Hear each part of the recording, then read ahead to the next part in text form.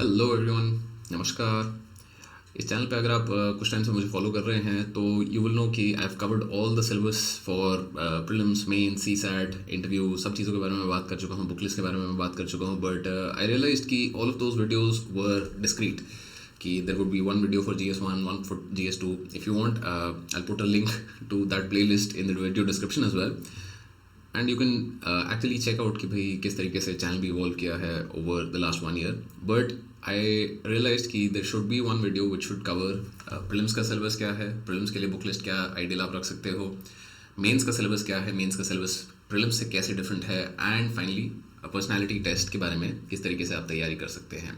So personality test will be the smallest part of this video. क्यों? क्योंकि personality test, since I am also planning to make a larger series on the personality test, किस तरीके से आपको तैयारी करनी चाहिए. So this video will cover primarily prelims and mains, वहाँ पे क्या सिलेबस है, क्या बुक लिस्ट है, क्या चीज़ें आपको ध्यान रखनी है, एंड कैसे आप प्रोग्रेशन अपनी देख सकते हैं.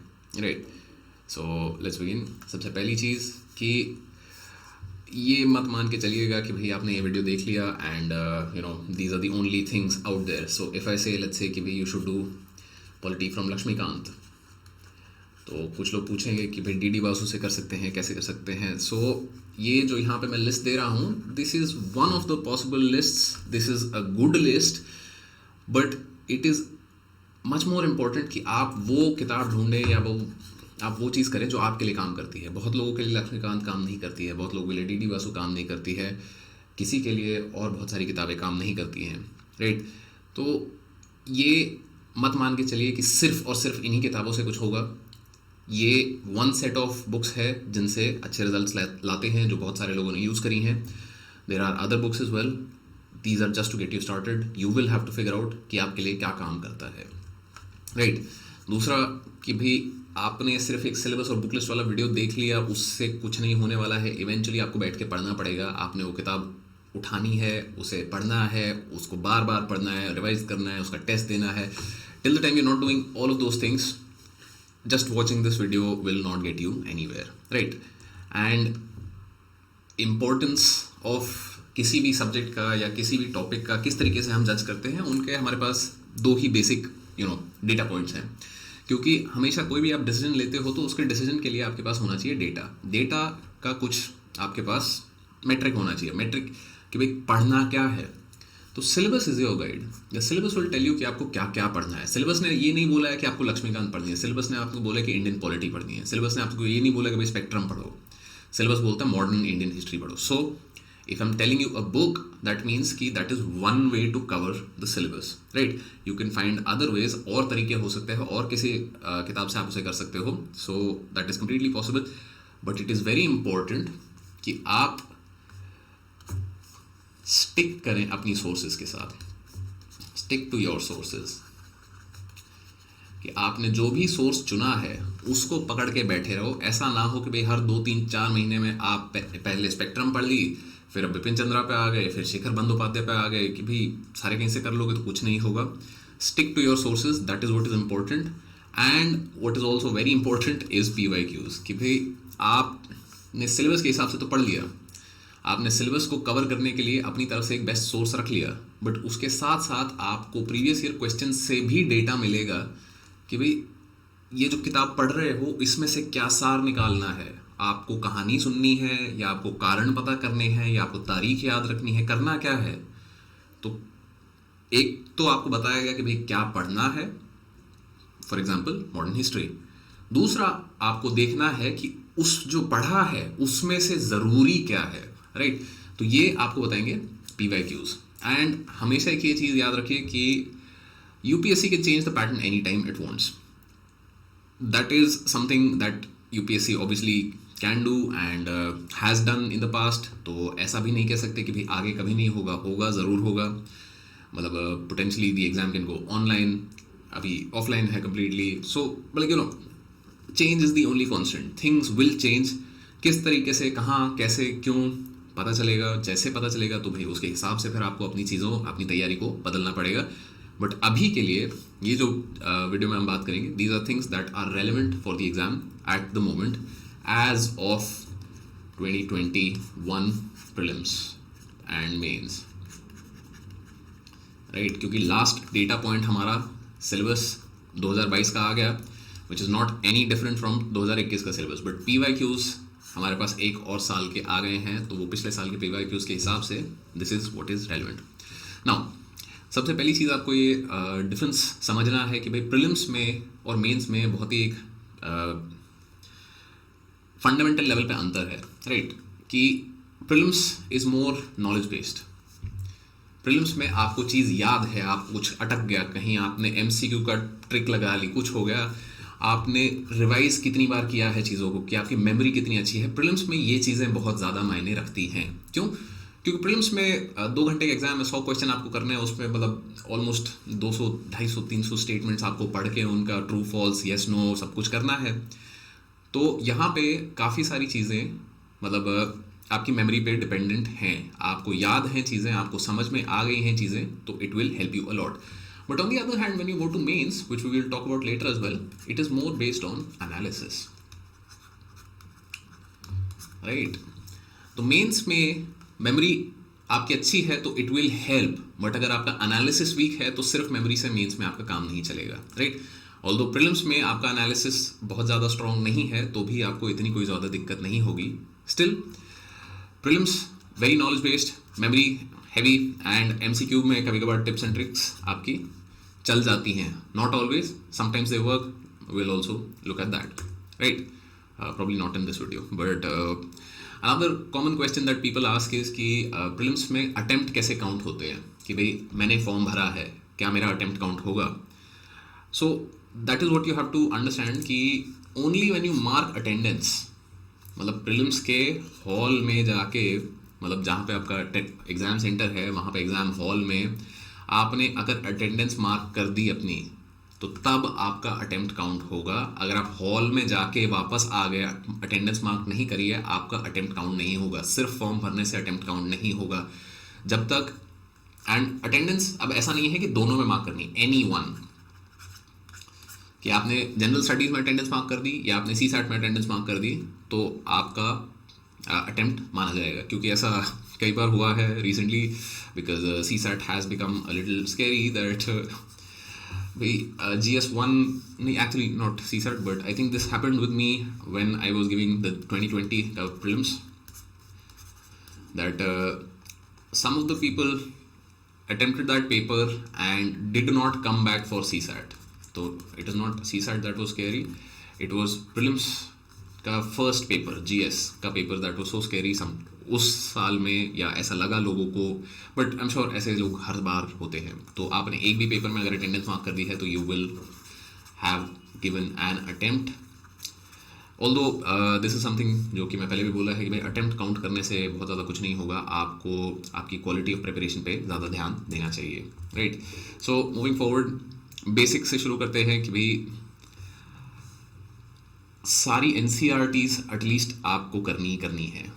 ये क्लास 6 to 12 की history, geography, civics which is polity in another garb, right, and Indian economy, ये 6 to 12 NCERT कर लो। अब इसमें ये मत पूछो कि भाई ओल्ड करनी है, न्यू करनी है। अगर आप इस साल का अटेम्प्ट नहीं दे रहे हो, अगर आप 2023-24 मतलब या किसी एक साल से ज़्यादा के बाद वाला अटेम्प्ट दे रहे हो, तो ओल्ड या न्यू से आपको कोई मतलब नहीं होना चाहिए, पढ़ लो, सारी पढ़ लो। क्यों? क्योंकि ये NCERT जो हैं, these will form the base. NCERT क्यों बोला जाता है या क्यों रिकमेंड की जाती है NCERT? क्योंकि लेवल अप होता है नॉलेज का, राइट? आप डे 1 पे बोलो कि नॉलेज एंड टाइम, आप डे 1 पे बोलो कि भाई हम सीधा मतलब रोनाल्डो के लेवल का फुटबॉल खेलेंगे, तो वो नहीं होगा। बट आप बोलो कि भाई रोनाल्डो के लेवल तक जाना है, जा पाओगे नहीं जा पाओगे वो अलग सवाल है, बट अगर ये बोलो कि भाई 5 साल में 10 साल में वहाँ जाना है, तो एक रास्ता होता है, राइट? तो NCERTs are similarly a path that allow you to deal with the reference books. जो मोटी किताबें हैं, जो स्पेक्ट्रम है, लक्ष्मीकांत है, जो टेक्निकल किताबें हैं, उनको पढ़ने के लिए NCERT आपका बेस बना देती हैं। तो इन NCERTs में आलस नहीं करना है, इनको पढ़ना है सबको। हिस्ट्री, ज्योग्राफी, इकोनॉमी, पॉलिटी, इन सब की क्लास 6 to 12 सारी NCERT पढ़ दो। ये मत पूछो ओल्ड या न्यू, सब पढ़ दो, जो मिले पढ़ दो। क्यों? क्योंकि इनको सिर्फ पढ़ना है, इनके नोट्स नहीं बनाने हैं आपको। NCERT के नोट बनाने का कोई फ़ायदा नहीं होगा आपको। आपको इवेंचुअली फ़ायदा होगा कि भाई आपने अपनी रेफरेंस बुक के या आपने PYQ में जो टेस्ट दिए हैं उन सब के आप नोट्स बनाते हो, उन सब चीज़ों पे आप काम करते हो, so that will be something beneficial. But NCERT के note banana I will never recommend. I have also made an old video about this कि भाई NCERT के नोट बनाने की आपको बहुत ज़्यादा ज़रूरत नहीं है. So class 9th and 10th की साइंस एंड मैथ्स की भी NCERTs आर एसेंशियल. साइंस क्योंकि जनरल साइंस GS1 में आता है, एंड मैथ्स क्योंकि ये CSAT के बेसिक्स आपको यहाँ से मिल जाएंगे काफ़ी हद तक. क्लास 11th and 12th की सोशियोलॉजी एंड साइकोलॉजी की NCERT जो हैं, those are also recommended reading for mains. Why? Because sociology becomes part of GS1 mains का पेपर जो GS1 वाला है, जनरल स्टडीज प्रीलिम्स वाला नहीं, क्योंकि यहाँ पे इंडियन सोसाइटी आता है. And psychology can help you with GS4 which is the ethics का paper. So we'll talk about those in detail, but overall 6th to 12th में ये बेसिक सारी NCERT आप करनी चाहिए. इनसे काफ़ी हद तक आपको एक बेस मिल जाएगा जिसके ऊपर फिर और काम करना है. यहाँ ये NCERT पढ़ के कुछ नहीं होगा. NCERT पढ़ के मतलब बेसिकली आपको समझ आएगा कि भाई गेम खेलना क्या है, गेम खेलना कैसे है. And that is why NCERTs are a great place to start, because it lets you know कि भाई कितना आगे जाना है, कितना गहराई में कूदना है. Right, so let's just look at the syllabus. Syllabus में अगर आप देखो तो this is prelims part 1 paper 1, that is the general studies का paper. Current events of national and international importance, सब कुछ है इसमें, मतलब दुनिया का सार इसमें आप निकाल सकते हो. Then history of India and Indian national movement. So यहाँ पे बहुत ही डिस्टिंक्शन है क्लियर सा कि हिस्ट्री ऑफ इंडिया यहाँ बोला गया है, बट मेंस में जब आप जाओगे तो there history of India is not part of the syllabus. वहाँ पे Indian national movement is still part of the syllabus and art and culture is part of the syllabus. But history of India क्यों? क्योंकि जब जैसे ही मैं history of India बोलता हूँ then ancient and medieval also becomes a part of the syllabus. Right, तो ancient and medieval सिर्फ और सिर्फ आपकी प्रीलिम्स में आती है, वो मेंस में नहीं आती. मेंस में आर्ट एंड कल्चर के सवाल आपको आ जाएंगे, but you will not get questions from ancient and medieval history. Then Indian and world geography. अब इसमें जितनी भी टाइप की जियोग्राफी होती है, because when you study the geography NCERTs, वो आपको वहाँ बताएंगे कि भाई physical, social, economic, all kind of geographies, that is what you need to study for India and the world. Then Indian polity. अब यहाँ पे there is no comparison. Prelims में कोई कंपैरिजन नहीं है पॉलिटी का. मेंस में there is a very clear point given कि comparison of Indian constitution with constitutions of other countries. और ऐसे सवाल भी हर साल एक दो बनते हैं कि भाई इंडिया का कॉन्स्टिट्यूशन UK से कंपेयर करो, फ्रांस से कंपेयर करो, US से कंपेयर करो. प्रीलिम्स में ऐसा कोई सवाल नहीं आएगा. क्यों? क्योंकि प्रीलिम्स में सिलेबस में नहीं है वो. राइट, देन अगेन अब ना होने के बाद भी UPSC अगर पूछ ले तो भाई केस करना बहुत मुश्किल है. Right, but next let's look at economic and social development, sustainable development, poverty, inclusion, demographic, social sector initiatives. तो this is economy कि भाई क्या चल रहा है, कैसे हो रहा है. but recently focus has a lot been on कि भाई इंडियन इकोनॉमी का ग्रोथ किस तरीके से हो रहा है एंड बेसिक कॉन्सेप्ट्स आपके कैसे चल रहे हैं यहाँ पे. Then general issues on environment, ecology, biodiversity and climate change, because obviously this is something that government of India का बहुत ज़्यादा फोकस है एंड इसके बारे में वो चाहते हैं कि भाई सब जाने, पढ़े, देखे, सीखें. एंड जनरल साइंस विच कभी कभार मतलब काफ़ी डेंजर चीज़ें पूछ देते हैं ये, but let's try and figure out कि भाई किस तरीके से इनको हम डील कर सकते हैं. विल कवर कि हर एक सब्जेक्ट को किस एक सोर्स से आप कवर कर सकते हो, या मिनिमम नंबर ऑफ सोर्सेज कौन सी हैं जो आप इनको कवर कर सकते हो, ताकि आपका भी काम आसान हो एंड आप कम से कम चीज़ों में ज़्यादा से ज़्यादा अपना आउटपुट बढ़ा पाओ. Right, so for history, just a second, या for ancient and medieval history, जो तमिलनाडु बोर्ड की क्लास 11th की NCERT है. अब यहाँ पे भी अगेन ओल्ड एंड न्यू वाला सवाल आता है. आपको ओल्ड करनी है, आप ओल्ड करो, आपको न्यू करनी है, न्यू करो. देयर इज मतलब न्यू में I think there are lot more pictures. Old में भी हैं, ऐसी बात नहीं है कि ओल्ड में नहीं है, but so not a lot of difference. But choose, या तो ओल्ड चूज़ कर लो या न्यू चूज़ कर लो. ऐसा मत करना कि पहले ओल्ड कर रहे हो फिर न्यू कर रहे हो फिर से ओल्ड कर रहे हो. मतलब चक्कर नहीं काटना है इधर भी. Choose either one and it works. And again keep in mind कि थोड़ी थोड़ी चीज़ों में मैं यहाँ पे आपको चॉइस देता रहूँगा. एंड ऐसा नहीं है कि सिर्फ और सिर्फ ये बेस्ट रिसोर्स है. एंशिएंट के लिए कुछ लोग पूछेंगे कि भाई you know RS Sharma and जो एक और किताब आती है एंशिएंट एंड मिडीवल की 2 किताबें आती हैं which were old NCERTs. Again this is Tamil Nadu board, those were old NCERTs. तो क्या वो कर सकते हैं क्योंकि वो किताबों में के फॉर्म में पब्लिश हुई? Your choice, completely your choice. I am just giving you one set of sources, right? So we will not come on this point again, but let's continue. I just wanted to put in a reminder. So ancient के लिए Tamil Nadu board class 11, medieval के लिए class 11. Again, this is almost a 250 page book. Now recently क्या है कि ancient and medieval से सवाल ज़्यादा बन रहे हैं, right? तो ancient and medieval से जो सवाल ज़्यादा बन रहे हैं, अब उसमें there is always this doubt about कि भाई कितना टाइम यहाँ दिया जाए, कैसे इस पर फोकस किया जाए, क्या किया जाए. क्यों? क्योंकि मॉडर्न हिस्ट्री से I think if you check out the 2021 का पेपर, मॉडर्न हिस्ट्री से अराउंड 8 to 10 क्वेश्चंस थे. एंशिएंट एंड मिडीवल से मिला के अराउंड 8 to 10 क्वेश्चंस थे. तो मतलब there is a very very equalish सा balance. But modern history obviously preparation में ज़्यादा भारी रहती है. क्यों? क्योंकि मेंस में भी आगे काम आएगी, जहाँ पे एंशिएंट एंड मिडीवल का इतना काम नहीं आएगा. एंड आर्ट एंड कल्चर का भी थोड़ा बहुत art and culture as a subset of ancient and medieval for prelims. तो इसको हमेशा हमेशा नितिन सिंघानिया जी की जो किताब है उसको सिलेक्टिवली आपको करना है. सिलेक्टिवली कैसे करना है इसके बारे में ऑलरेडी वेट द वीडियो कि भाई आपको चैप्टर्स के पीछे PYQs देखने हैं. एंड PYQs जिस चैप्टर में ज़्यादा हैं उस चैप्टर को आपको ज़्यादा अच्छे से करना है. जिस चैप्टर के पीछे PYQs नहीं है उसको आप छोड़ सकते हो, देख सकते हो, right? That is the idea for art and culture.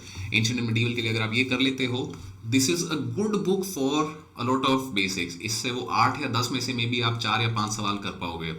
But अब ऐसी ना मुझे कोई खुद की प्रिपरेशन के लिए सोर्स मिली है, ना मतलब जितना मैंने लोगों से बात करी है, पूछा है. So like it has been very difficult to come to an understanding of how do you attempt all questions in ancient and medieval. क्यों? क्योंकि ये एक थोड़ा गूगली वाला एरिया है जहाँ pay anything can come up. So over here हमें वो 80-20 रूल अपना हमेशा याद रखना है कि 100% कंप्लीशन पे हमें नहीं जाना है. हमें इतना काम करके चलना है कि भाई प्रीलिम्स पास हो जाए. उतना काम इन दोनों किताबों से मोटा मोटा आपका हो जाएगा. And then modern history spectrum is a great book to cover modern history. Spectrum का लेटेस्ट एडिशन आप लेते हो, 2 एडिशन पहले वाला लेते हो. क्यों? क्योंकि फ़र्क नहीं पड़ेगा, because history is not changing, right? So नए एडिशन में बस ये हो जाएगा कि भाई जो पब्लिशर हैं उन्होंने क्या करना है कि जो पिछले साल के PYQ आए हैं उनको भी कंटेंट के फॉर्म में बुक में डाल देंगे, ताकि आपको लगे ओ माय गॉड सारे क्वेश्चन तो स्पेक्ट्रम से आए हैं. But that is not the case. So but spectrum is still a good book for you to understand. So history अगर ये 3-4 चीज़ें कर रहे हो, you're good to go. You will be able to cover anywhere from 60-70 to 80% of questions. 20% question तब भी ऐसे आएंगे जो भाई ना सर पैर कुछ नहीं बनेगा. और ये UPSC की सच्चाई है. आपको ये मान के चलनी पड़ेगी कि भाई हर बार ऐसे कुछ ना कुछ सवाल आएंगे जिनका सर पैर नहीं बनेगा और उनका कुछ नहीं किया जा सकता. बट ये आपको बस याद रखना है कि अगर आपकी तैयारी उन सवालों के थ्रू ओरिएंटेड है कि भाई इस सवाल का जिसका सर पैर नहीं बन रहा उसको पकड़ के आप देख रहे हो कि मैं तैयारी कैसे करूं, तो फिर आपकी तैयारी भी थोड़ी साइडवेज जा रही है. नाउ ज्योग्राफी के लिए 11th and 12th की NCERTs जो हैं, 4 NCERTs हैं, all 4 you have to do. तो पहले जब NCERTs की हम बात कर रहे थे तो हमने 6 to 12th की बात करी थी, राइट? सो अगर ज्योग्राफी के NCERTs में आप देखोगे तो 6th, 7th, 8th की जो NCERTs हैं वो मतलब बहुत ही बेसिक NCERTs हैं. 9th की जो NCERT है वो सेम टॉपिक्स के बारे में 11th वाली NCERT बात करती है. 10th की जो NCERT है वो सेम 12th वाली बात करती है. तो eventually because these are the 2 most advanced books on the subject, हम इनको पकड़ के काम करेंगे. यहाँ पे 2-2 किताबें हो जाती है, 11th की 2, 12th की 2. इन चारों किताबों को आपको अच्छे से करना है. उसके साथ साथ आपको एब्सोल्युटली नेसेसरी है कि आप स्पेंड करें अपना टाइम एटलस के साथ. कि भाई मैप खोलो और उसे देखो कि ये नदी कौन सी है, कहाँ से जा रही है, क्यों है, क्या है, कैसे है. विंध्या और सतपुरा कहीं मिलते हैं? अगर मिलते हैं तो कहाँ मिलते हैं? उनके बीच में कोई नदी जाती है, कौन सी जाती है? उसके साउथ में क्या है, ऊपर क्या है, ईस्ट क्या है, वेस्ट क्या है? ये आपको जिज्ञासा खुद से आनी चाहिए. अगर मैप को देखते हुए आप वो ज़बरदस्ती करने की कोशिश करोगे ना कि अरे यार ये रट्टा मारना है, ये यहाँ पे कौन सा पहाड़ आ गया, ये यहाँ पे कौन सी क्या चीज़ आ गई, तो it will be very difficult. Because map generally बहुत डिटेल्ड हो सकते हैं. बट अगर आप उसको इंटरेस्टिंग तरीके से देखोगे, इस तरीके से कि भाई यहाँ पे क्या कैसे हो सकता है, यहाँ पे डेवलपमेंट क्यों नहीं हो रही है, अगर यहाँ डेवलपमेंट हो रही है ज़्यादा तो क्या इसका जोग्राफिकल कॉज क्या है, तो आप अपने साथ एंगेज करो, सवाल पूछो अपने आप से कि भैया ये क्या हो रहा है, क्यों हो रहा है, एंड इसके आसपास जो जोग्राफी है, how is that responsible for all of this. It will make it slightly more interesting, but in the and maps करना आपके लिए काफ़ी ज़रूरी है। क्यों? क्योंकि एक बार वो दिमाग में पिक्चर बैठ जाती है तो काफ़ी सारे आपके सवाल निकल जाते हैं, राइट। देन जी सी लियोंग का फर्स्ट पार्ट यहाँ पे काफ़ी हद तक कवर हो जाएगा। सेकेंड पार्ट में जो वर्ल्ड क्लाइमेटिक रीजन्स है वो आपके काफ़ी अच्छे से डिटेल में दिए हुए हैं, उस पर बहुत डिटेल, बहुत सारे मैप्स, बहुत पिक्टोरियली से रिप्रेजेंट किया गया। So G C. Leong is a great book to cover for world climatic regions, and overall आप पूरी किताब भी करते हो तो it's a good idea in general. तो these are good sources for covering geography of India and the world, right. क्योंकि that was the second point, third point of our syllabus. First point current affairs था जिसके बारे में हम last में बात करेंगे, राइट। उसके बाद आते हैं हम पॉलिटी पे। सो पॉलिटी लक्ष्मीकांत का आप लेटेस्ट एडिशन ले लो तो it is as close as you get to you know कि अब इससे ज़्यादा बहुत डिटेल में, इससे ज़्यादा सिंप्लीफाई पॉलिटी को करना थोड़ा मुश्किल है। क्यों? क्योंकि Laxmikanth has been a very popular book, it covers all the angles, it puts it in slightly more simple language than you know the legal jargons. जैसे अगर आप डी बासु करोगे, डी बासु जो कि मतलब he was a constitutional expert, he was a lawyer थे वो अपने आप में ही, and like renowned constitutional scholar. तो डी बासु की इंट्रोडक्शन टू इंडियन कॉन्स्टिट्यूशन अगर आप पढ़ते हो latest edition, so you might find some jargons कि वो लीगल टर्म्स इस्तेमाल करेंगे। क्यों? क्योंकि उन्होंने किताब यूपीएससी क्लियर करने वाले के लिए नहीं लिखी थी, उन्होंने वो किताब लॉ ऑफ फ्रेटर्निटी के लिए, कि मतलब जो लोग लॉ प्रैक्टिस कर रहे हैं उनके लिए लिखी थी। But Laxmikanth is a book on test prep and this is as good as it gets for test prep. तो अगर आप पॉलिटी के लिए लक्ष्मीकांत अच्छे से कर लेते हो, you should be good to go, right. Then economy, again economy में there are multiple angles, multiple ways that people have covered economy। बहुत सारी चीज़ें सजेस्ट की जाती हैं कि भाई इसके सीरीज़ देख लो, यहाँ जा चल जाओ, वो कर लो, ऐसे कर लो, ये कर लो, एंड यू विल नोट कि भाई बहुत मैंने यहाँ पे ज़्यादा लिमिटेड सोर्सेज आपको देने की कोशिश करी है। क्यों? क्योंकि जितना कम चीज़ों को बार बार करते रहोगे उतना आपके लिए अच्छा रहेगा, राइट। तो for economy Shriram I S publications की ये इंडियन इकोनॉमी की किताब आती है, प्रिंसिपल्स, पॉलिसीज एंड प्रोग्रेस। इसके नोट्स भी मिलते हैं जो photocopy, if you staying in Delhi, या अगर आप किसी फोटोकॉपी शॉप से इनके नोट्स मंगवाना चाहते हो तो they are both same. Notes के बाद में भी शायद ये किताब में अपडेट हो गए हों कुछ, क्योंकि नोट्स कब अपडेट हुए थे, क्या हुए थे, कैसे हैं, वो जनरली बहुत ज़्यादा किसी को आइडिया होता नहीं है। उस पर लिखा होता है ऊपर 2020 2021, बट लाइक अंदर कंटेंट जनरली सेम हो सकता है। तो इन टर्म्स ऑफ कॉन्सेप्ट्स ये दोनों चीज़ें सेम हैं। इनसे आप करते हो तो आपको इंडियन इकोनॉमी के जो स्ट्रक्चर है उसकी बहुत बढ़िया एक बेसिक अंडरस्टैंडिंग हो जाएगी कि भाई बैंकिंग सिस्टम कैसे काम करता है, money flow in the economy कैसे काम करता है, इंफ्रास्ट्रक्चर में क्या क्या होता है, यू नो सोशल सेक्टर में क्या क्या होता है, चीज़ें कहाँ कहाँ जाती हैं, एंड ये बेसिक्स आपको एक बार हो गए तो उसके बाद फिर ऑब्वियसली जैसे जैसे आप करंट अफेयर्स के साथ चीज़ें करते रहोगे, things will keep on adding up and things will keep on improving. Now after this for environment, Shankar IAS publication की जो किताब है environment, this was I think मेरे पास 6th एडिशन था, उसके बाद शायद एक आध दो और एडिशन आ गए होंगे। This was a book I bought in back I think 2019 sometime, तो 3 साल या तो Shankar IAS publication is good for the basics. ऐसा नहीं है यहाँ पे भी कि इस किताब के थ्रू आपको सारे सवाल बन जाएंगे, निकल जाएंगे। क्यों? क्योंकि रिमेंबर कि सिलेबस में क्या बोला है कि you should have a good understanding of concepts relating to environment, ecology and climate change. अब उन्होंने नहीं बोला कि भाई शंकर आईएएस किताब पढ़ लो जाके वो हो जाएगा, राइट। तो उन्होंने क्या बोला? Environment, ecology and climate change. तो ये किताब जो है आपको एनवायरनमेंट, इकोलॉजी, क्लाइमेट चेंज के जो बेसिक्स बहुत सॉलिड सेट कर देगी। उसके बाद you will have to keep adding current affairs, right, which brings us to the last section, which is science, which is also very very dynamic, right। कि अगर UPSC के सिलेबस को हम देखें तो दो मेजर हिस्सों में हम इसे तोड़ सकते हैं। There are the static portions and there are the dynamic portions. तो science is one of the most dynamic portions. क्यों? क्योंकि साइंस में चीज़ों भी उन्हीं के बारे में पूछा जा रहा होता है जो लेटेस्ट डेवलपमेंट चल रही होती है, कि जैसे आपको लाइफाई के बारे में पूछा जाएगा, आपको 5G के बारे में पूछा जाएगा, क्रिप्टो करेंसी के बारे में पूछा जाएगा। तो ये मतलब this is not static at all. So static वाला जो पोर्शन है, थोड़ा बहुत जो बेसिक्स आपको पता होने चाहिए कि भाई मतलब how do charges interact, gravity क्या होती है, क्या है, मतलब बहुत ही ज़्यादा बेसिक्स जो हैं वो आपको क्लास 9 एंड 10 की NCERT से मिलेंगे, right. Now I also understand कि अगर आपका साइंस या इंजीनियरिंग का बैकग्राउंड नहीं है तो ये NCERT भी थोड़ी भारी हो सकती हैं, एंड उसके बाद भी थोड़ी घबराहट हो सकती है कि भाई कैसे किया जाए, क्या किया जाए। So on that I will simply से कि आपको करंट अफेयर्स को जहाँ पे भी आपको कोई चीज़ नहीं समझ आती है, जैसे लेट्स से लाइफाई का सवाल आया था आई थिंक 2019-18 में या 20 में, 2-3 साल पहले, राइट।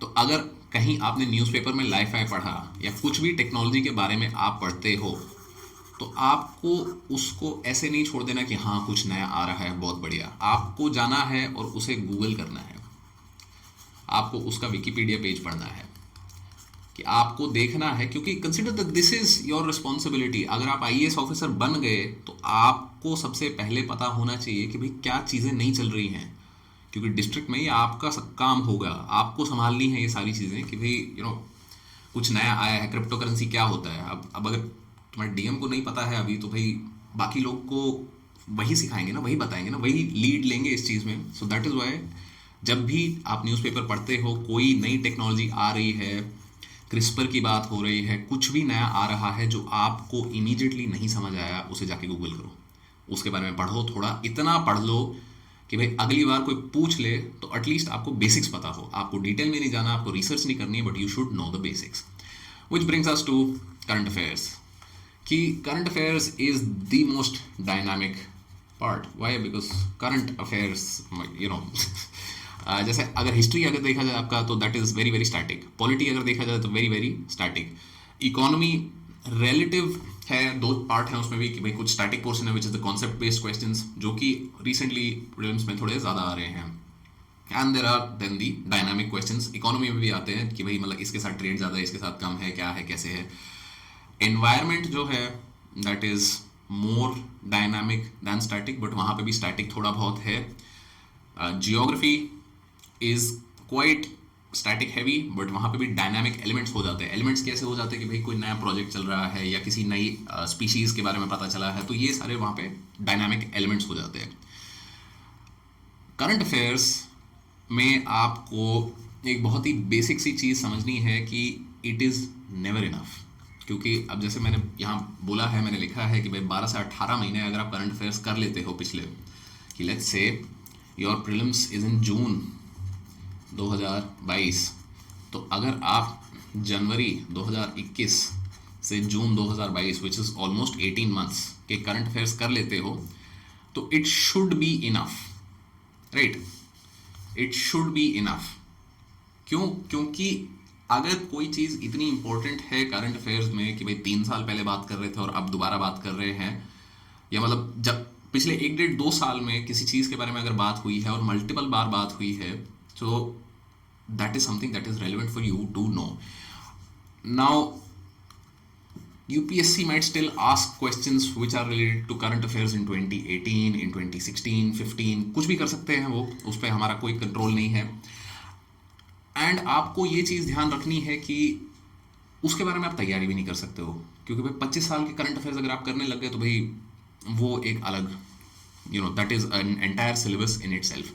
तो अगर आप 12 से 18 महीने के करंट अफेयर्स कर लेते हो, जिसमें 2 चीज़ें आपको करनी है कि पहला आपको न्यूज़पेपर पढ़ना ही पढ़ना है। क्यों? क्योंकि UPSC ने पिछले साल जैसे कुछ कुछ नए ट्रेंड्स आते हैं, समथिंग कीप चेंजिंग। तो अगर आप न्यूज़पेपर पढ़ रहे हो तो कुछ कुछ जो चेंज हो रहा है, जो नई चीज़ें आ रही हैं, कुछ ना कुछ कहीं ना कहीं पता रहेगा। बट रिविजन आप जैसे मैगजीन्स हैं उनके थ्रू कर सकते हो, because otherwise making your own newspaper notes can be hectic.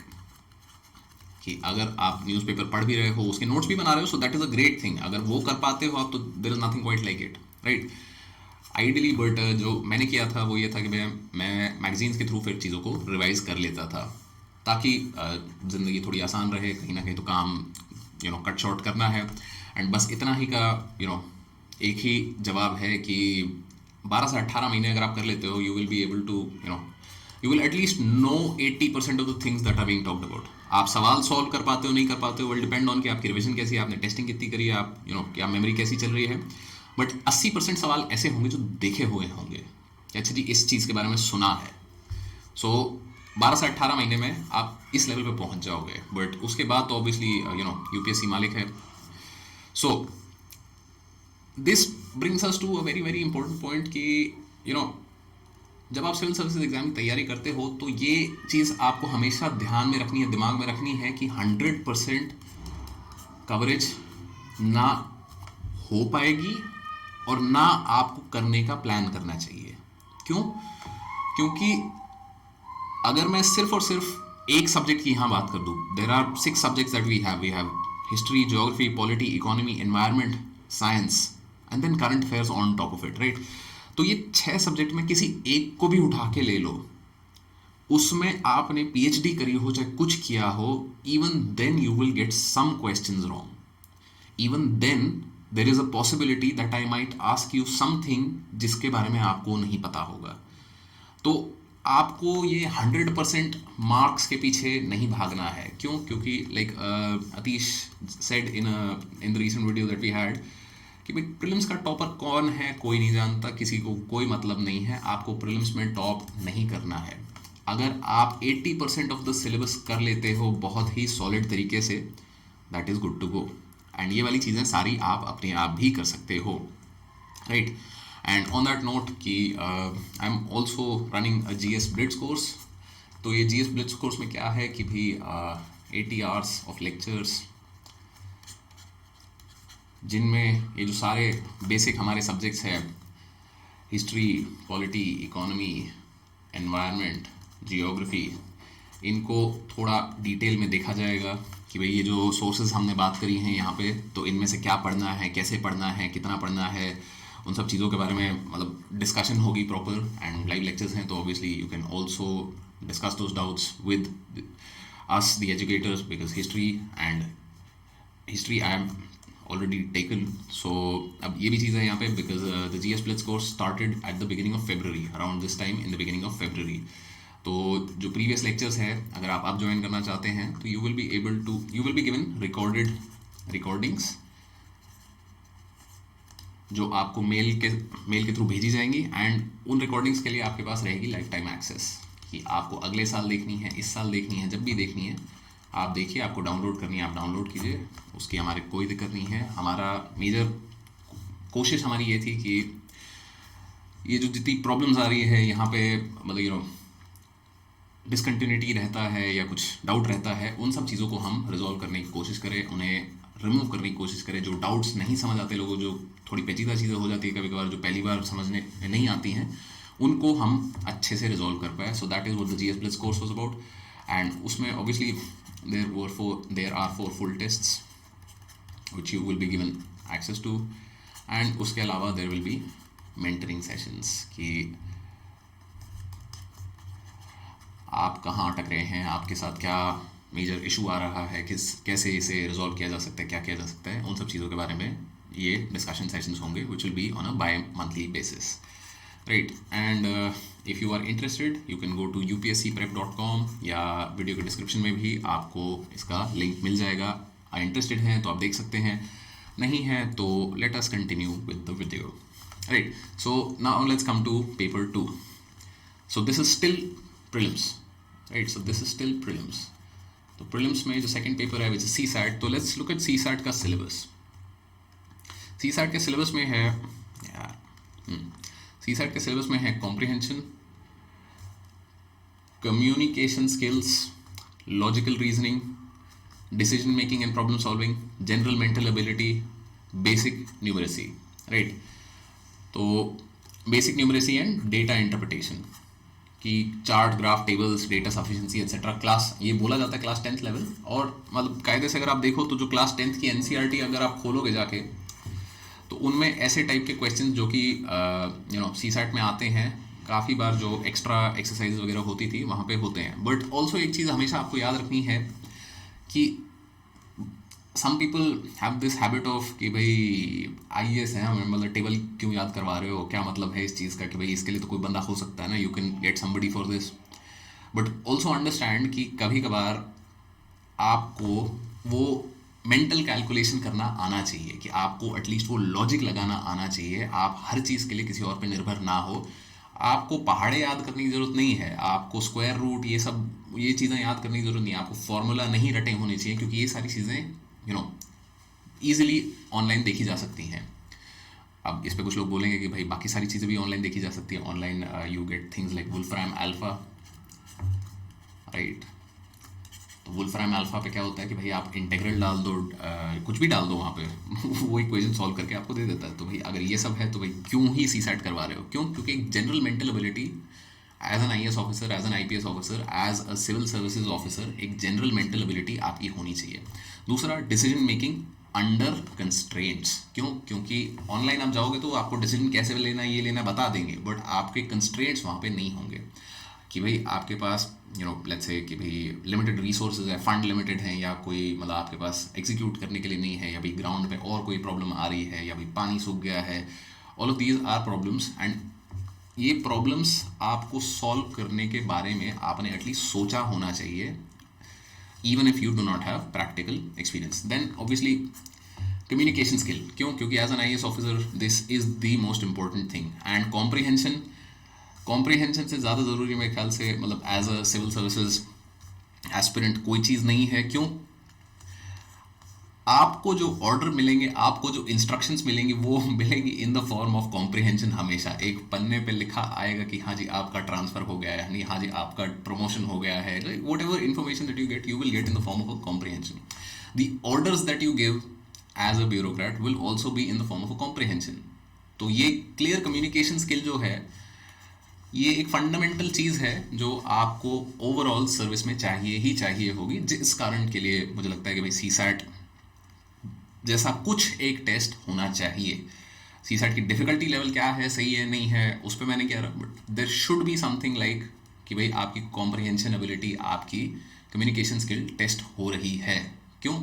अभी कोर यहाँ पे एक आर्गूमेंट और भी आता है कि भाई क्या सिर्फ इंग्लिश में होनी चाहिए? क्यों? क्योंकि मतलब मल्टीपल लैंग्वेजेस हैं इंडिया में, and English should not be the only language, but C SAT is only in English. तो ये this is a problem, and ये मैं मानता हूँ कि भाई इशू है। बट ओवरऑल चाहे वो किसी भी लैंग्वेज में हो, but the individual should have the capability of कि भाई जो भी बात कहना चाह रहे हो आप कह पा रहे हो, राइट। तो इसमें अगेन बहुत सिंपल सी चीज़ एक है कि भाई it will be a qualifying paper, 33% marks, तो 200 में से 33% आपका हो जाएगा कि you need 66 marks, 0.66। Questions will be MCQ objective type, there will be 80 questions, right. And अगर आपने सिर्फ GS1 दिया है एंड सी सेट नहीं दिया है प्रीलिम्स में, तो आपको कैंडिडेट नहीं माना जाएगा, बट आपका अटेम्प्ट काउंट ही माना जाएगा, राइट। तो let us come to comprehension की। कॉम्प्रिहेंशन की अगर आप तैयारी कर रहे हो तो कैसे कर सकते हो? तो इंग्लिश कॉम्प्रिहेंशन के लिए आई फील कि कैट जो पेपर हुआ करता था, तो उसका प्रैक्टिस मटेरियल आज की डेट में काफ़ी मतलब रेलिवेंट है यहाँ के लिए। क्यों? क्योंकि कैट और सी सैट का लेवल पहले थोड़ा डिफरेंट होता था, कि भाई कैट का लेवल थोड़ा ऊपर होता था, बट रिसेंटली पिछले 1-2 साल में एटलीस्ट सी सैट में कैट लेवल के एटलीस्ट कॉम्प्रिहेंशन क्वेश्चंस आ रहे हैं। क्यों? क्योंकि आपसे पूछा जाता है कि भाई अजम्पशन क्या है, राइट। आपसे पूछा जाता है कि भाई इन्फरेंस क्या है, कि ये जो पैसेज पढ़ा है इसके बाद किसी ने ये अपने आप से मान लिया कि ऐसे ऐसे चल रहा है, तो क्या ये सही माना है या गलत माना है? कि इन्फरेंस क्या है, कि क्रक्स क्या है। क्रक्स माने कि भाई सार क्या है, कविता का कवि कहना चाहते हैं right. So all of these things if you can time या करियर लॉन्चर का आप कॉम्प्रिहेंशन का मटेरियल मार्केट में आपको कहीं पे भी मिल जाएगा, इफ़ नहीं ऑनलाइन आपको मिल जाएगा, तो ये चीज़ आप ले सकते हो। This is good for comprehension, right. उसके साथ साथ अगर आपको मैथ्स की प्रैक्टिस करनी है, तो यहाँ पे जैसे जो नंबर्स, डेटा इंटरप्रिटेशन और बेसिक अलजेब्रा वाला जो पार्ट्स थे, एज वेल एज यहाँ पे जो डेटा इंटरप्रिटेशन में ग्राफ्स, ये सब टाइप चीज़ भी आ जाएंगी। तो अगर मैथ्स की 8 to 10th क्लास की NCERTs आप कर सकते हो, तो इसका आपको काफ़ी प्रैक्टिस मिल जाएगी। Now for CSAT I would generally recommend, अगर आप कंफर्टेबल नहीं हो तो सी सैट या तो दिन में 1-2 घंटा या फिर 1 डे इन वीक, मतलब जैसे आपको कंफर्टेबल है वो आपको देखो, but that entire point is कि अगर सी सैट में आपको लगता है, थोड़ी घबराहट होती है कि भाई प्रॉब्लम है, कुछ सब सही नहीं है, तो सी सैट को आपको टाइम देना पड़ेगा। There is no two way about it. जहाँ पे भी आपको प्रॉब्लम है, जहाँ पे भी आप वीक हो, आपको उस जगह पे टाइम देना पड़ेगा। लॉजिकल रीजनिंग के लिए अरिहंत पब्लिकेशन की एक किताब आती है जो कि काफ़ी अच्छी किताब है। इसके साथ साथ अगर आप PYQs पिछले 5 7 10 साल के प्रैक्टिस कर सकते हो, तो ये सारी चीज़ें अगर आप करते हो, it is good enough for you to you know get more than 67 in CSAT। क्योंकि CSAT में भी अगेन टॉप नहीं करना है आपने को, there is no point in topping CSAT। तो ये वाली चीज़ हमेशा ध्यान रखना कि CSAT में मोर देन 67 लाने के लिए अगर ये 2 3 चीज़ें आप कर रहे हो कि भाई टाइम करियर लॉन्चर का कॉम्प्रिहेंशन का मटेरियल आप पढ़ रहे हो, उसको ठीक से कर रहे हो, क्योंकि ये चीज़ें क्या कराएंगे, they will also work on your words या वोकैबुलरी। क्योंकि कभी कभार ऐसा होता है कि भाई कॉम्प्रिहेंशन पढ़ रहे हो, शब्द ही नहीं समझ आया, शब्द ही नहीं समझ आया तो आगे तो क्या ही करोगे। तो इसीलिए फिर आपके वोकैबुलरी पे काम करना भी आपके लिए थोड़ा ज़रूरी हो जाता है। तो ये टाइम एंड करियर लॉन्चर का इसलिए मैं रिकमेंड कर रहा हूँ कि भाई कैट का प्रैक्टिस मटेरियल है, इसमें अव्वल आ सकते हो। तो I would also recommend CAT भी दे ही देना साथ में। राइट। सो मैथ के लिए अगर आप ये 8 to 10 की NCERTs कर सकते हो, दीज आर ग्रेट रिसोर्सेज। आपकी इतनी प्रैक्टिस हो जाएगी for basic algebra, for numbers, for data interpretation and जो एप्टीट्यूड वाली बेसिक चीज़ें होती हैं, कि आपके कंफर्टेबली मोर देन 67 आने चाहिए। लॉजिकल रीजनिंग के लिए अरिहंत पब्लिकेशन की किताब है, जहाँ पे आपको पजल्स मिल जाएंगी, जहाँ पे बहुत सारी चीज़ें ऐसी मिल जाएंगी जो आप प्रैक्टिस कर सकते हो and you will be good to गो।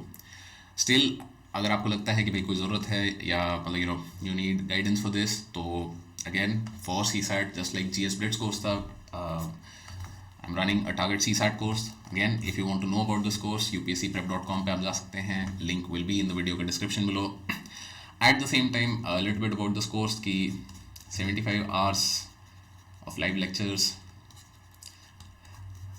अब ये भी क्योंकि कोर्स जो है मिड फेब में, आई थिंक 14th Feb के अराउंड दिस कोर्स लॉन्च्ड, क्योंकि that is what aspirants do on 14th Feb। तो 14 Feb को ये कोर्स लॉन्च हुआ था, तो जो पीछे क्लासेस ऑलरेडी हो चुकी हैं वो आप उनकी रिकॉर्डिंग आपको मिल जाएगी।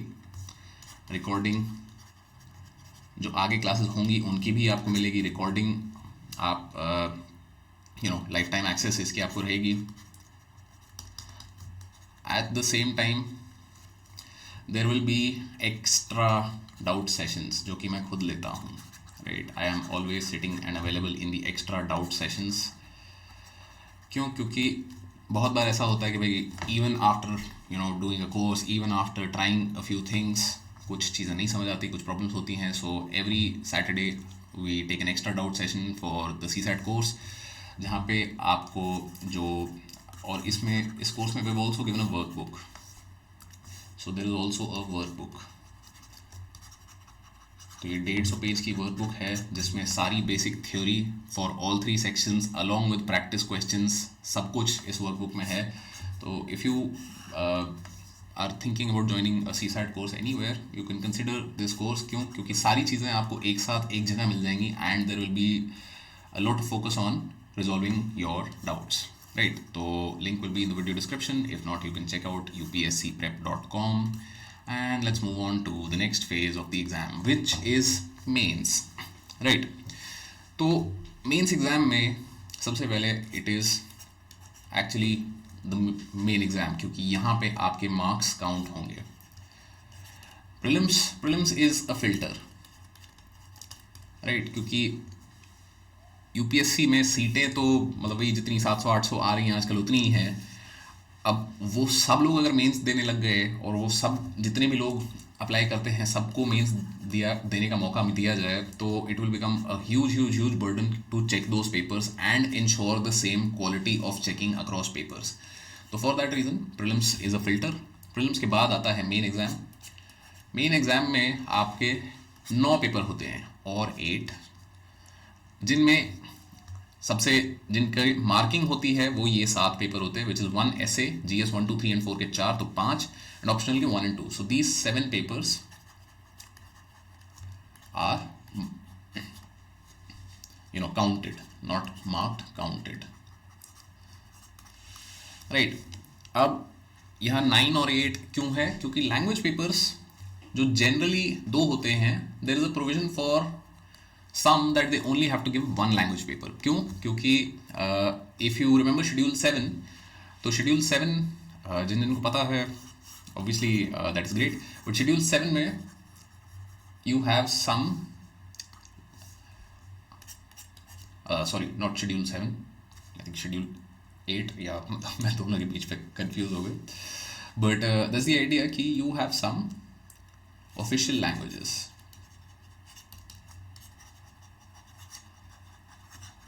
कितनी ऑफिशियल लैंग्वेजेस हैं इंडिया की? If you any of you know, please do let me know in the comments below, अगर आप अब तक वीडियो देख रहे हैं तो ये जो ऑफिशियल लैंग्वेजेस हैं, आप इनमें किसी में भी आपको प्रोफिशिएंसी अपनी दिखानी है तो ये एक लिस्ट दी होती है। तो ये जो दो पेपर होते हैं इनमें दो हैं, one is English and the other is your language. तो नाउ फॉर इंस्टेंस जैसे there are some tribes in the north east जिनकी रिटन स्क्रिप्ट नहीं है। For instance the Naga tribes do not have a written script, at least that is what I last remember, or I may be wrong here. So when that is the case, तो ये language paper दो के बजाय एक हो जाते हैं, क्योंकि ये सेकेंड लैंग्वेज पेपर फिर आपका वेव ऑफ हो जाता है। तो generally mains is 9 papers, but it can be 8 papers for some people. क्यों? क्योंकि लैंग्वेज पेपर एक कम हो जाता है। लैंग्वेज पेपर के बारे में हम बात करेंगे कि भाई क्या यहाँ पे पढ़ना होता है, किस तरीके से आप तैयारी कर सकते हो, all those things, and at the same time you will talk about all of these as well.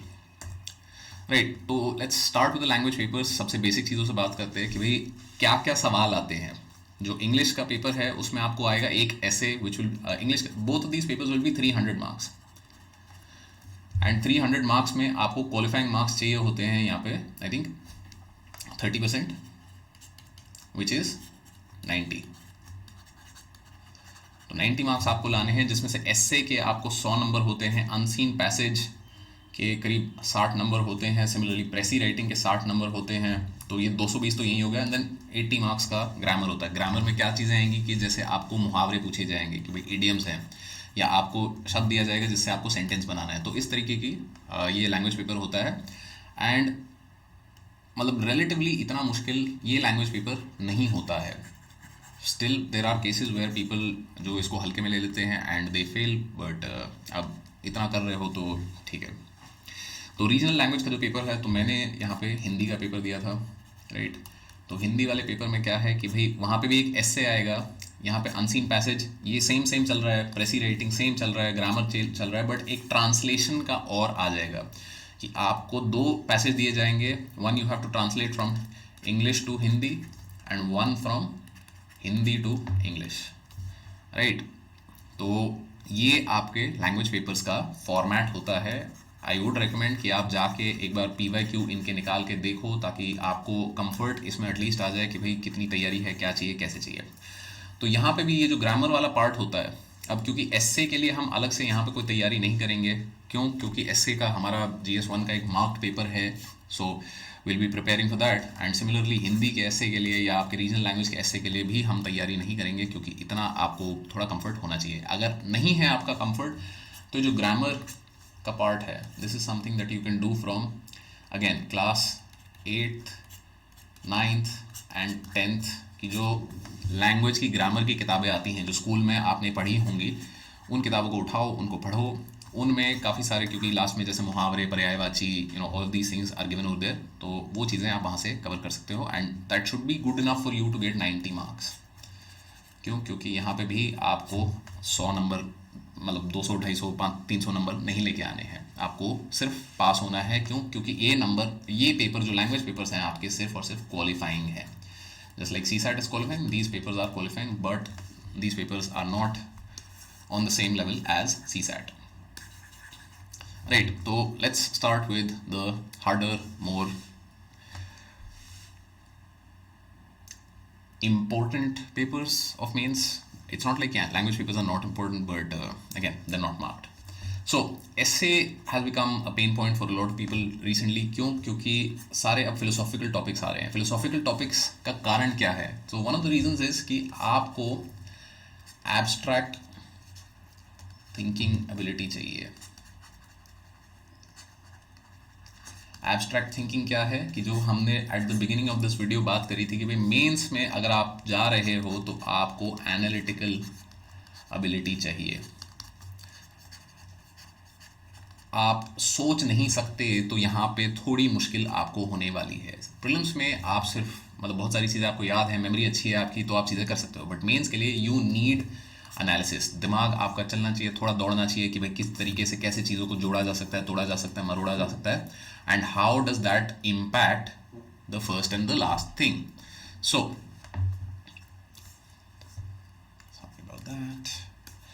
तो यहाँ पे एब्स्ट्रैक्ट थिंकिंग वाली जो चीज़ है, अब इसके लिए क्या कर सकते हैं आप? एसे के लिए one of the easiest and simplest things that you can do to practice for the essay is to write frameworks.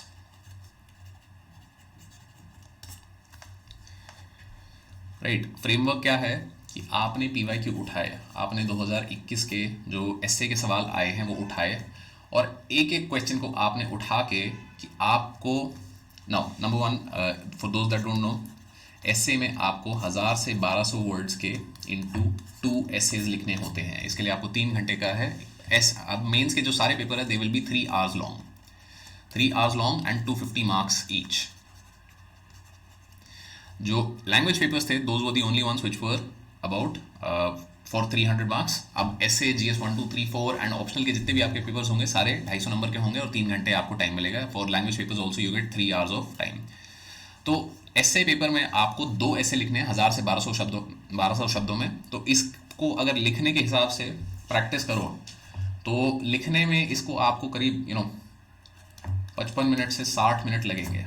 1200 शब्दों में 55 से 60 मिनट लगेंगे। क्यों? क्योंकि अगर आपको जीएस का पेपर अपना कंप्लीट करना है, जीएस का पेपर आपको कंप्लीट करना है तो जीएस के पेपर में आपको लिखने होते हैं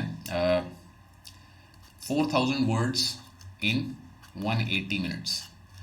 तो ये रफली आपका 22 से 25 शब्दों का आपका एवरेज होता है। मतलब ये क्या कैलकुलेशन करी हमने, ये हमने रफ एस्टिमेट किया है कि भाई आपको कितनी राइटिंग स्पीड चाहिए। क्यों? क्योंकि अगर आप 15 वर्ड पर मिनट लिख रहे हो तो आपका मेंस का पेपर ही पूरा नहीं होगा। क्यों?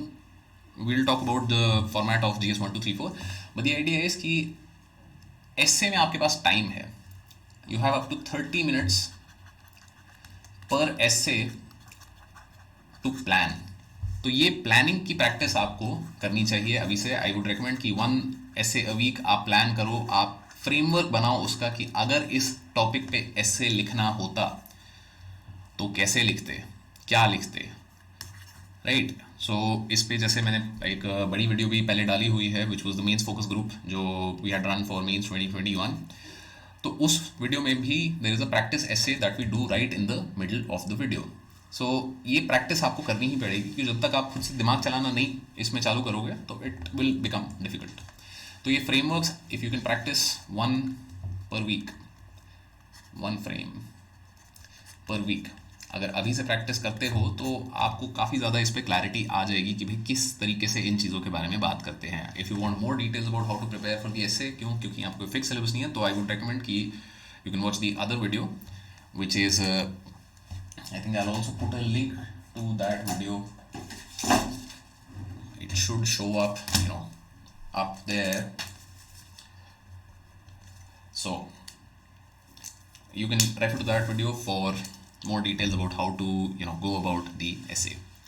Now GS1, तो GS1 में क्या है कि अब पहले हमने देखा था कि भाई it was history of India and the Indian national movement. Now अगर आप डिटेल में जाके देखोगे जनरल स्टडीज 1 का सिलेबस जो है मेंस, तो यहाँ आपको modern history, post independence history, इन चीज़ों पे ध्यान देना है। And then you pay attention to art and culture and geography and Indian society. तो ज्योग्राफी के लिए जो हमारे सोर्सेज रहेंगे वो मोटे मोटे सिमिलर ही रहेंगे जो हमारे प्रीलिम्स के थे। उसके अलावा और जो हम ऐड करेंगे वो है इंडस्ट्री एनालिसिस। इंडस्ट्री एनालिसिस क्या है कि कौन कौन सी मेजर इंडस्ट्रीज़ हैं इंडिया में, वो कहाँ कहाँ प्लेस्ड हैं, वो कैसे मूव करती हैं, क्या वो रॉ मटेरियल डिपेंडेंट है नहीं है। ये एक्चुअली 12th की एनसीईआरटी में भी है ये चीज़, बट उसको एनसीईआरटी से थोड़ा एक लेवल आगे आपको लेके जाना पड़ेगा for mains preparation, right. Modern history and post independence history जो है इसके लिए still spectrum remains a great source. You can still do both of these from Spectrum. It is a great source for history through and through. And art and culture के लिए again Nitin Singhania, selectively again, क्योंकि सारी चीज़ें नितिन सिंघानिया से आप करते हो तो मतलब वो बस समय की बर्बादी है और कुछ नहीं. एंड यहाँ पे जो इंडियन सोसाइटी वाला पार्ट है, तो इंडियन सोसाइटी में कुछ आपको कीवर्ड्स दिए हुए हैं सिलेबस में.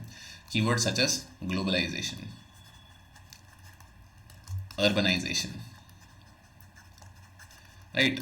तो इनका सोशोलॉजिकल इम्पैक्ट क्या है, इसके लिए like we had discussed earlier at the beginning of this video कि अगर आपने 11th एंड 12th की सोशियोलॉजी की एनसीईआरटीज करी हुई हैं, so this can be dealt with more easily. इसके अलावा I would recommend IGNOU which is the Indira Gandhi national open university का बीए या एमए, जिस भी मटेरियल में आपको कीवर्ड्स मैच करने हैं. जनरल स्टडीज 1 में इंडियन सोसाइटी से रिलेटेड जो जो कीवर्ड्स दिए हैं उन टॉपिक्स को इग्नू के मटेरियल से उठाओ, निकालो और पढ़ लो. अगर आप ये कर लेते हो तो जनरल स्टडीज 1 की तैयारी आपकी काफ़ी हद तक कवर हो जाएगी.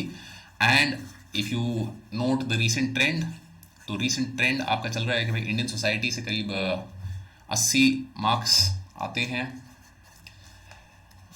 इधर से 80 मार्क्स आते हैं. इधर लास्ट ईयर 100 नंबर आए थे बट दैट वाज नॉर्मली, तो इधर से 80-90 मार्क्स आते हैं, 80 to 90, राइट. तो it's a very much more balanced paper than the other papers that we will talk about. Let's look at the other papers now. तो GS2 पे हम आते हैं. तो GS2 के 3-4 मेजर पार्ट हैं. Number 1 is polity, then there is governance, there is IR and then there is NGOs, SHGs, development policies and development industries. तो ये काफ़ी एक डिटेल्ड पार्ट है. तो पॉलिटी गवर्नेंस ये वाला जो पार्ट है, this is directly 120 marks. Half of GS2 is polity and governance directly. International relations is 50 marks every year, right. तो ये चीज़ें ज़रूरी हैं आपकी. इंटरनेशनल रिलेशंस आप करंट अफेयर्स से कवर करोगे तो इज़ जनरली गुड इनफ. जैसे कि for instance recently I had also come out with the video for the Russia Ukraine conflict कि भाई वहाँ पे आपको ये नहीं देखना है कि भाई एयरपोर्ट किसने कंट्रोल कर रखा है, कौन से फाइटर प्लेन उड़ रहे हैं, क्या कर रहे हैं. आपको ये देखना है कि भाई नेटो का इंपॉर्टेंस क्या है, नेटो के मेंबर्स कौन है, नेटो की पॉलिसीज़ क्या हैं, UN का क्या रोल है, डी एस्केलेशन होगा तो किस तरीके से किया जा सकता है. So all of those kind of things जो कारण है पीछे वो आपको पता करने हैं. एंड वो आप अगर जैसे if you reading things like explained page on Indian express and Hindu, तो वो चीज़ें वहाँ से आपकी हो जाएंगी. इफ़ नॉट, जो करंट अफेयर्स की हमने बात करी थी कि मंथली मैगजीन्स में आप जब करंट अफेयर्स को रिवीजन करोगे, so then it's a great place for you to cover international relations. ऐसा कोई सेपरेट किताब आपको इंटरनेशनल रिलेशंस की लेने की बहुत ज़्यादा ज़रूरत नहीं है. कहीं आपको डाउट आता है, कहीं आपको ऐसा लगता है कि नहीं समझ आ रहा क्या हो रहा है, तो जो भी चीज़ है या जो भी टॉपिक है उसका विकीपीडिया पेज आप देख सकते हो फॉर रेफरेंस. क्यों? क्योंकि Wikipedia is a great source of information for everything and everything that you would ever want to know, right. So polity and governance again, Laxmikanth forms the base. Laxmikanth now forms the base. जहाँ पे पहले लक्ष्मीकांत से हम काफ़ी कुछ कर पा रहे थे, लक्ष्मीकांत के अलावा अब आपको यहाँ पे थोड़ा बहुत करंट अफेयर्स भी देखना पड़ेगा. And obviously you will also have to go through second ARC की recommendations. आपको second ARC रिपोर्ट पूरी पढ़ने की ज़रूरत नहीं है क्योंकि वो मतलब हज़ारों पेज की रिपोर्ट है. because there are like 10-12 reports जो कि 100, 150, 200 पेज की हर एक रिपोर्ट है. तो सारी रिपोर्ट आपको पढ़ने की ज़रूरत नहीं है, बट हर रिपोर्ट के एंड पे recommendations होती हैं कुछ 3, 4, 5 पेजेस की. वो recommendations आप ज़रूर पढ़िए, राइट. तो अगर ये सारी चीज़ें आप कर पाते हैं कि भाई Laxmikanth plus current affairs for polity governance, then current affairs for international relations, second ARC recommendations for NGOs and SHGs, and इसके अलावा अगर गवर्नेंस वाले पार्ट में आप सिलेबस के थोड़े डिटेल में जाएंगे तो कुछ स्पेसिफिक कीवर्ड्स यहाँ मेंशन किए हुए हैं, राइट. तो इन कीवर्ड्स से रिलेटेड आप specific resources you can google for them. So that is why mains के लिए आप देखोगे तैयारी it's not as easily explainable as prelims. क्यों? क्योंकि मेंस का syllabus is a lot more vast.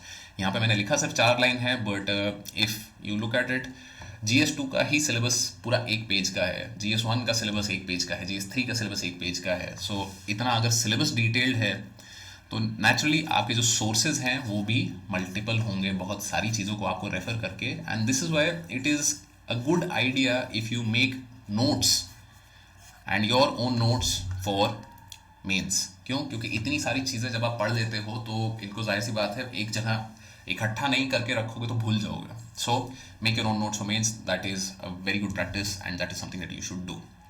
तो अगर इस पेपर की बात करें जनरल स्टडीज़ 3 की, तो इंडियन इकोनॉमी, तो श्रीराम IAS वाली जो किताब हमने करी थी वो बेसिक आपको दे देगी, but now it is a good idea if you can go through the economic survey as well. कौन सा इकोनॉमिक सर्वे? जिस साल में पेपर है उस साल का इकोनॉमिक सर्वे. क्यों?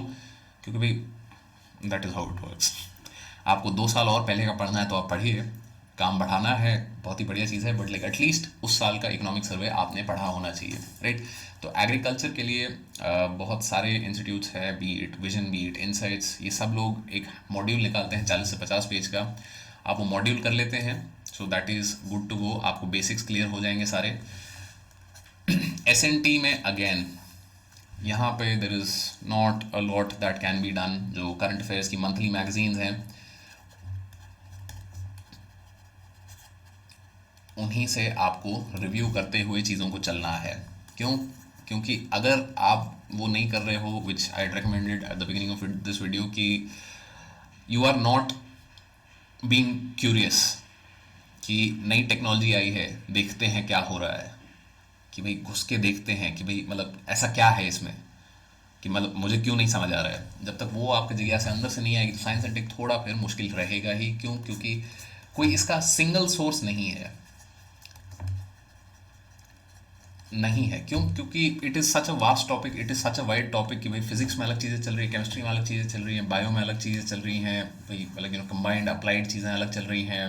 सो there is very difficult for anybody to come up with let's say 50 page का एक मॉड्यूल जो सिर्फ साइंस एंड टेक से रिलेट करता है और सब कवर हो जाएगा उसमें. क्यों?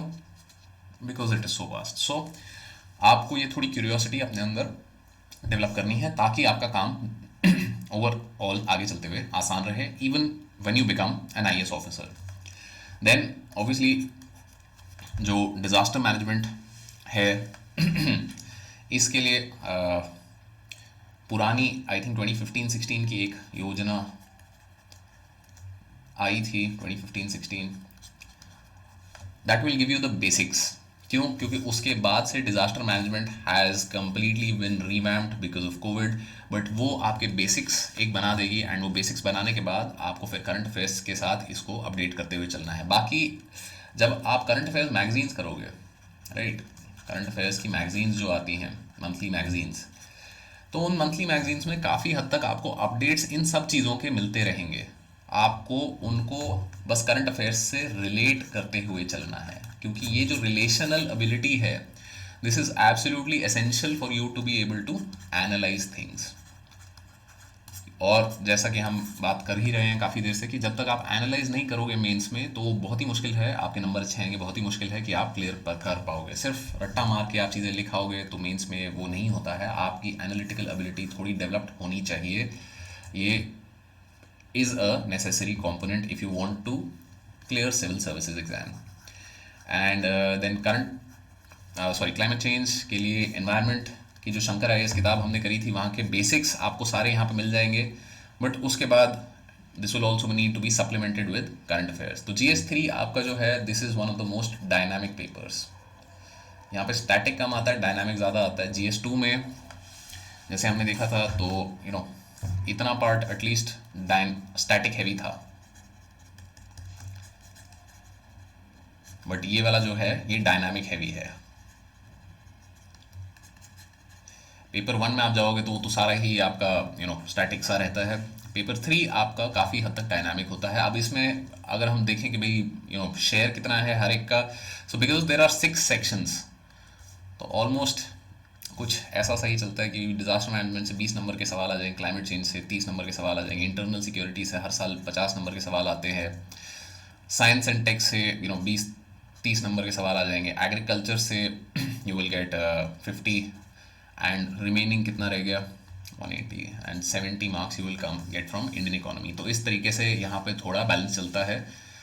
एंड अगर आप सिलेबस में जाके देखोगे तो जो डिटेल्ड वीडियो है सिलेबस की GS3 वाले, तो उसमें हर एक टॉपिक पे ऑलमोस्ट एक एक सवाल बन रहा है। तो आपको सिलेबस जानना तो फॉर दिस पेपर एटलीस्ट बहुत ही ज़्यादा ज़रूरी होता है एंड बेनिफिशियल भी रहता है, राइट। इंटरनल सिक्योरिटी के लिए what you can do is vision insights या किसी भी बड़े इंस्टीट्यूट का एक मॉड्यूल आएगा 30 से 40 पन्ने का, जो आपको बेसिक्स दे देगा सारे।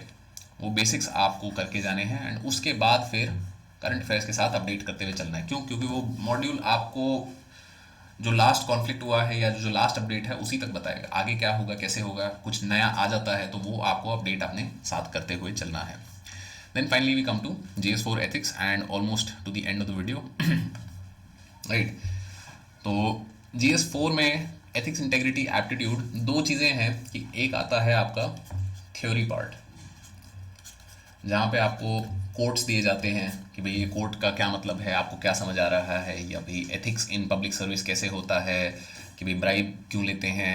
All kind of situations are given to you which you need to justify on the basis of कि भाई आपको क्या समझ आ रहा है वर्सेस कि भाई मतलब कभी कभार थ्योरी कुछ थोड़ी बहुत थ्योरी भी पूछ लेते हैं। तो इसके लिए there is a justice course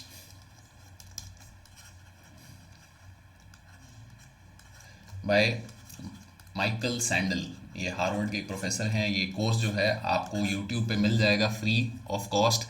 it is a great course. तो थ्योरी के लिए ये कोर्स अगर आप कर लेते हैं तो आपकी थ्योरी मोटी मोटी सारी कवर हो जाएगी। उसके अलावा अब फिर वही होता है कि भाई मतलब there is no end to it end करने को बहुत कुछ और कर सकते हो, बट अगर ये बेसिक कोर्स आपने कर लिया है तो काफ़ी सारी चीज़ें आपकी कवर हो जाएंगी। तो इसके साथ साथ आपको क्या करना है कि एथिक्स, इंटेग्रिटी, एप्टीट्यूड वाला जो पार्ट है, जो मतलब थ्योरी वाला पार्ट है, उसमें आपको थोड़ा बहुत अपने एग्जाम्पल्स पे काम करना है। कि इस पेपर के सिलेबस में आप जाओगे तो there are lot of keywords given there कि भाई इंटेग्रिटी है, राइट, कि एथिक्स है, कि भाई गुड गवर्नेंस है। तो इनका मतलब क्या है? अब इनका मतलब किताबी मतलब नहीं पूछ रहा हूँ मैं या नहीं बोल रहा हूँ मैं। तो यहाँ पे जो ये मतलब है, यहाँ पे आपको बहुत ही प्रैक्टिकल एक्सपीरियंसेस के थ्रू या प्रैक्टिकल एग्जाम्पल्स के थ्रू इनका मतलब दर्शाना आपको आना चाहिए, राइट। कि जैसे इंटेग्रिटी, अगर मैं बहुत सिंपल सी बात करूँ तो integrity can be something like this: thought, speech and action. जब ये तीनों एक साथ हैं, एक तरफ हैं, एक दिशा में बात कर रहे हैं, so then you have integrity, right. अब इसका एग्जाम्पल आपको देना आना चाहिए। अब ऐसा ना हो कि भाई पेपर में बैठ के आप सोच रहे हो कि अच्छा जी इसका क्या एग्जाम्पल दे, क्या करें। So it is a general good idea कि इन एग्जाम्पल्स पे आप पहले से काम करके जाओ। ये कीवर्ड्स थोड़े बहुत सिलेबस में से निकालो आप, एंड उन पे सब पे एग्जाम्पल्स आप अपने बना के जाओ कि आपने अपनी ज़िंदगी में इंटेग्रिटी कहाँ देखी, आपने अपनी ज़िंदगी में पब्लिक सर्विस का स्पिरिट ऑफ पब्लिक सर्विस कहाँ देखा, आपने अपनी ज़िंदगी में गुड गवर्नेंस कहाँ देखा। तो ये सब अगर आप एग्जाम्पल बना के चलते हो तो it become slightly easier for you in the exam to use those examples. क्यों? क्योंकि पेपर के बीच में फिर वो स्ट्रेस में बहुत ज़्यादा कुछ याद नहीं आता है, पहले से बनाया हुआ रहेगा तो काम कर सकते हो। दूसरा पार्ट आता है आपका केस स्टडीज़ का। तो यहाँ पे obviously there is Lukmaan IAS which has a great material जो कि यूट्यूब पे फ्री अवेलेबल है। आप उनकी वीडियोस देखिए कि भाई किस तरीके से केस स्टडीज सॉल्व करनी है, कैसे इन चीज़ों के बारे में बात कर सकते हो आप। एंड अगर आप किसी भी सीनियर इंसान को जानते हो या मतलब आपके घर वाले जानते हैं जो भाई पब्लिक सर्विस में हैं, जिन्होंने काम किया है, तो उनसे जाके बात कीजिए कि भाई ऐसे ऐसे अगर केस होते हैं तो आप क्या करते हो, किस तरीके से आप सोचते हो, क्या चीज़ें करनी चाहिए, राइट। क्योंकि इससे आपको ये सीखोगे ये कि जब आप ऑन ग्राउंड IPS हो, रायट हो गया, तो भाई राइट हुआ है, आपको संभालना है, आपकी जिम्मेदारी है as IPS, as SP of the district, let's say, right. अगर आप नहीं संभाल रहे हो और आप बोलोगे जी मैं इस्तीफा दे देता हूँ, तो फिर मतलब फिर क्या मतलब है, right. So case studies are a very simple way to test कि आप कितना प्रैक्टिकल सोचते हैं। आइडियलिस्टिक होना अच्छी बात है, बहुत ही बढ़िया चीज़ है, but you also have to be very very practical about कि भाई क्या चीज़ें हो सकती हैं वर्सेस क्या चीज़ें करनी चाहिए, राइट। तो इस तरीके से अगर आप GS4 के बारे में जाएंगे तो it will be very beneficial for you. And overall उसके बाद फिर you get to the optional. Optional में यू हैव 40+ ऑप्शनल सब्जेक्ट्स की choices. Now it is never easy to, मतलब कोई ग्रैंड स्ट्रैटेजी मैं ऐसी तो दे नहीं सकता कि भाई मतलब सब ऑप्शनल की तैयारी हो जाए, सब में ध्यान दे देना, इसको यहाँ से पढ़ लेना, वो कर ले रहा, क्योंकि मतलब बस की भी नहीं है, मुझे पता भी नहीं है, right. But what I can say is कि जब आप ऑप्शनल चुन रहे हो अपना, when you're choosing your optional, you should choose your optional based on these three things, कि भाई आपको वो सब्जेक्ट पढ़ने में इंटरेस्ट आना चाहिए। क्यों? क्योंकि आपको अगर आप सिलेबस में जाके देखोगे तो ऑप्शनल में ऑनर्स डिग्री लेवल की अंडरस्टैंडिंग चाहिए, कि ऑनर्स डिग्री लेवल का जो सिलेबस होता है वो आपके ऑप्शनल का सिलेबस यूपीएससी में आएगा। तो अगर आपको वो सब्जेक्ट पढ़ने में इंटरेस्ट नहीं है तो भाई इस लेवल तक जाने में जो घिसाई करनी पड़ती है, जो मेहनत लगती है ना, उसमें बोर हो जाओगे। जब बोर हो जाओगे तो फिर वो पढ़ना छोड़ दोगे। So it is very important कि आपको आपका सब्जेक्ट जो भी चूज़ कर रहे हो इंटरेस्टिंग लगे। दूसरा कि भाई आपको उस सब्जेक्ट का मटेरियल मिल जाए। या तो आपने उसी सब्जेक्ट में डिग्री करी हुई हो तो भाई आपका जो डिग्री कोर्स है वहाँ से आपको मटेरियल मिला हुआ है, या फिर अगर आप कोई डिफरेंट कोर्स कर रहे हो, जैसे कि फॉर इंस्टेंस मैं इंजीनियर हूँ बट मैंने सोशियोलॉजी ऑप्शन लिया था, तो इन दैट केस मटेरियल मिलना चाहिए, क्योंकि मटेरियल नहीं मिलेगा तो पढ़ोगे कहाँ से? पीएचडी तो करने नहीं बैठ रहे हो कि भाई 40 किताब लेके फिर उनका सार लिख के फिर कुछ करोगे। सो मटेरियल मिलना भी आपको काफ़ी ज़रूरी है। Then finally you can think about something like the scoring potential. तो स्कोरिंग पोटेंशियल जो है वो सबसे लास्ट में आपकी प्रायोरिटी होनी चाहिए। तो इस पे भी थोड़ी बात करेंगे इन अ फ्यूचर वीडियो कि भाई मेंस में किस तरीके का स्कोर आता है, मेंस में किस टाइप का आउटपुट मिलता है हर ऑप्शनल का। जनरली यू विल सी कि सबका रेंज सेम सी ही रहती है। रेंज का क्या मतलब है? सॉरी, रेंज डिफरेंट होती है बट एवरेज सेम सा रहता है। मेंस में हर ऑप्शनल का ऑलमोस्ट एवरेज सेम सा रहता है, बट कुछ ऑप्शनल होते हैं जिनकी रेंज बहुत ज़्यादा होती है। रेंज माने कि भाई जो मैक्सिमम मार्क्स हैं और जो लोएस्ट मार्क्स हैं वो लोएस्ट मार्क्स तो चलो जीरो से ज़्यादा नेगेटिव मार्किंग मेंस में होती नहीं है। बट जैसे फॉर इंस्टेंस मैथमेटिक्स है, mathematics is a subject where people score as much as 370 out of 500। Whereas I think last year sociology में हाईएस्ट जो गया था वो कुछ 310 के आसपास गया था।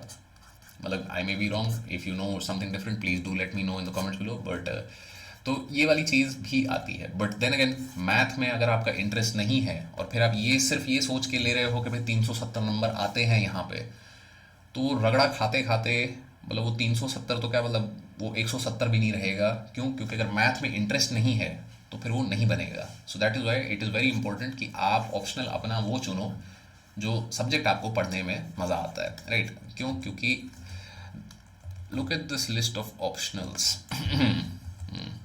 तो बीच में स्लाइड बंद हो गई है बट लेट मी जस्ट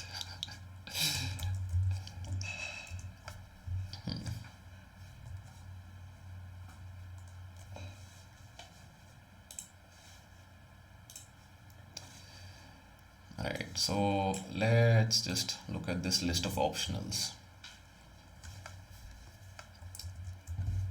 तो 40 मैं बोल रहा हूँ बट 40 यहाँ दिख नहीं रहे हैं। क्यों? क्योंकि यहाँ पे एक बहुत ही मज़ेदार चीज़ है which is this literature of any of the following languages. तो यहाँ पे जो 22 हमारी शेड्यूल लैंग्वेजेस हैं which is the answer to the question that I asked थोड़ी देर पहले, उन हर 22 लैंग्वेजेस का लिटरेचर, जैसे Hindi literature, Marathi literature, Telugu literature, Tamil literature, हर लैंग्वेज का, बंगाली लिटरेचर, वो सारे लिटरेचर्स यहाँ पे पॉसिबल हैं। English literature is also one of them. And उसके अलावा ये सारे आप सब्जेक्ट्स में से चूज़ कर सकते हो but choose wisely, right. So that's about it for today's video. कुछ सवा घंटे का ऑलरेडी ये वीडियो हो गया है and I will try and ensure कि मैं सारे चीज़ें साफ़ सफाई से यहाँ पे आपको दे पाया हूँ। So best of luck. अगर कुछ आपके फिर भी डाउट्स रह जाते तो please do let me know in the comments below.